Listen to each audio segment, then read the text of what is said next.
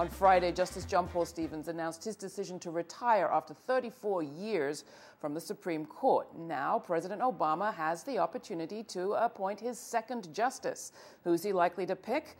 Well, some, like Senator Chuck Schumer of New York, are urging Obama to pick someone who will be cautious, be persuasive, not trigger an epic fight. Pragmatism sounds smart, given the split in the Senate, but is a cautious choice necessarily best? It may come down to the lessons learned from the healthcare debate. Negotiate first, fight later, or fight first, knowing concessions will mount. No matter what, the court appointment process is very different from what it was when Stevens joined the bench. To kick off, here's Senator Schumer speaking this weekend. In my view, at least, Justice Roberts has tried to move the court very far to the right, much further than we ever envisioned. I think Justice Stevens felt that in some of the opinions, dissents that he rendered. And he's been able to get Justice Kennedy to go along with some of those. So my view would be I'd like the new nominee to be one of 5, not one of 4 when the votes come up, and somebody who would be quite persuasive in terms of influencing other justices, I guess particularly Justice Kennedy. Well, what do you think? I'd love to hear. You can email me, laura@grittv.org, and we'll look at your comments later in the week. Here to kick off the conversation in studio is Elizabeth Holtzman, former 2-term congressman from New York, also former DA from Brooklyn. Elizabeth, welcome back to Grit TV. Thanks. First off, the Stevens legacy. On many, many questions, whether it's civil liberties, wiretapping, Guantanamo, there are many who say, where would we have been without him all these years? Right. I actually encountered him, I wouldn't say personally, but through my office when I was district attorney, and we were leading the fight in the United States to stop the practice of having prosecutors, I was a prosecutor, remove blacks from the jury solely because of race. And we won a great Supreme Court case, and he was the author of it. And I think he was in the tradition, great tradition, of fair-minded, moderate justices, primarily Republican justices. You can think of Earl Warren, but Stevens falls in that pattern, of justices who didn't come to the court with an ideological predisposition. They came as fair-minded and as human beings, and they weren't trying to advance an ideological agenda. They looked at the situation in the country, they looked at the cases in front of them, and they produced impressive rulings. One of the remarkable things about Stevens is that he even changed his opinion on critical, huge issues like the death penalty, and visibly so. Well, so did Justice Blackmun.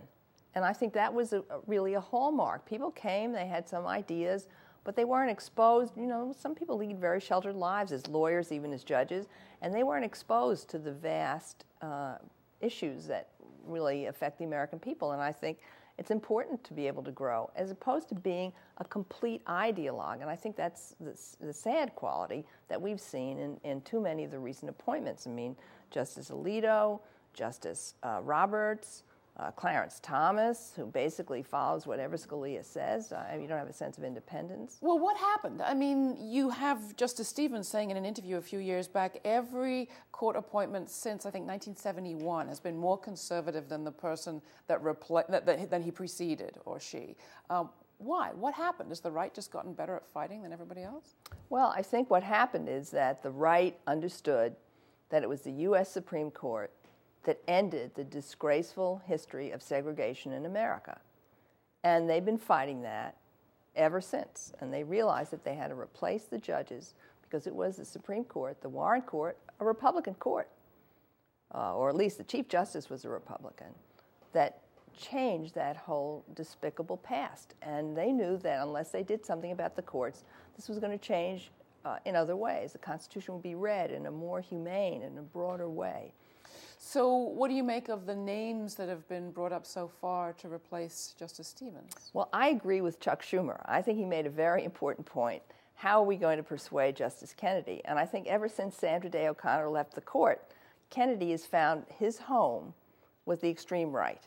When she was on the court, she moved him into what I consider to be the fair-minded position. And remember, she is a very conservative person, too.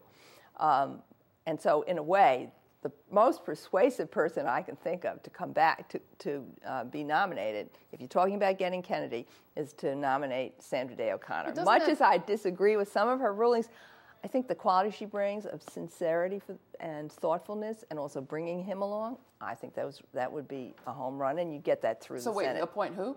Sandra Day O'Connor. You can't appoint Sandra Day O'Connor at this point.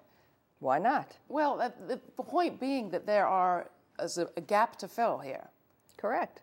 And the candidates that are being mentioned, I mean, a lot of people are saying that there is an opportunity here to really move the court into a new place, not just reconfigure existing. Well, but the point is you can have a brilliant justice, and I think it's the point Senator Schumer was making, with which I agree. You can have a brilliant justice on that court, but you're still going to have 4 votes in the end.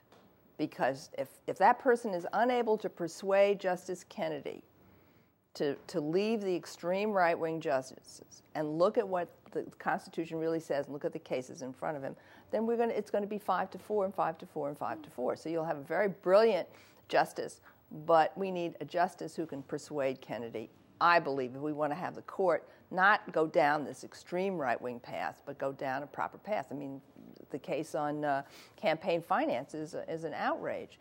And Justice O'Connor, who's extremely conservative, was appointed by Ronald Reagan, is outraged at that decision. Well, if she were on the court, she would have voted the right way if she replaced Stevens, but she might have also been able to bring Kennedy along. That's the difference. Now, it's possible that some other nominees may have the same qualities, but we know she's been able to do that in the past. So that's my concern. That's your choice. What about what you're hearing from the right, that this is an opportunity to have a major discussion about the Constitution? Here's what Bill Kristol had to say this week. I think, for example, Kagan would be a very respectable choice, but nonetheless, I think most Republicans would oppose her, and honestly should oppose her, with respect and with deference to her, impressive academic credentials, because she will be a reliable liberal vote, and I think Republicans should want to have a serious debate on the Constitution. I'm struck when you listen to the Tea Party activists. They often talk about we need to be constitutionalists. We need to be constitutional conservatives. I think Michelle Bachmann used that phrase in talking with you just a couple of minutes ago. And I think having one thing that motivates conservatives today is the sense that the Constitution has just become a nothing.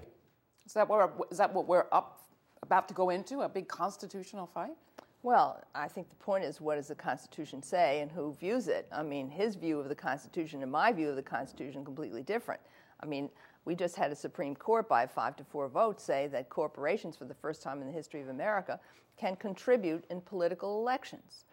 That's really a radical step away from the past. He thinks it's constitutional. I don't. So whose Constitution are we talking about and who's interpreting it?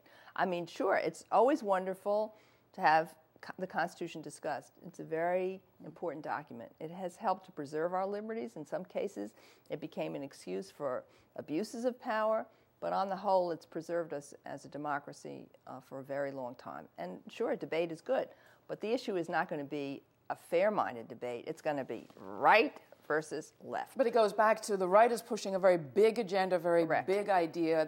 What you're saying the Democrats should do and the White House should do is bring in somebody who can play with the cards as they're dealt right now and just try to tip them in the right direction. That would be a lot. If we could do that, that would be great. Elizabeth Holtzman, thanks so much for joining us. There are links to Elizabeth Holtzman's books and her work at our website, GRITtv.org.